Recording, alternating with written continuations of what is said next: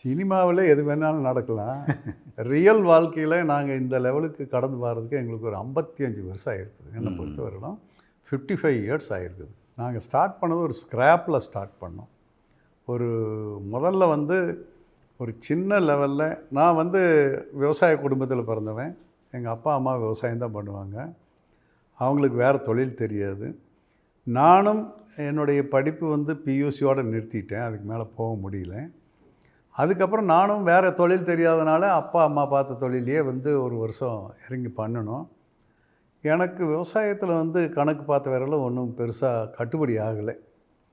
சரி, இந்த தொழில் வேண்டாம், வேறு என்ன பண்ணுறது நிறையா திங்க் பண்ணோம். கடைசியில் என்ன பண்ணுறது, உள்ளூர்லேயே பண்ணுற மாதிரி தொழில் ஏதாவது இருக்குதான்னு பார்த்தோம். எங்கள் ஊரில் இந்த பவர்லூம் அங்கே வந்து கேபி, டிபி, எஸ்எஸ் அப்படின்னு ஒரு 3 டீம் பெரிய லெவலில் பண்ணிகிட்டு இருந்தாங்க பவர்லூம் வச்சு.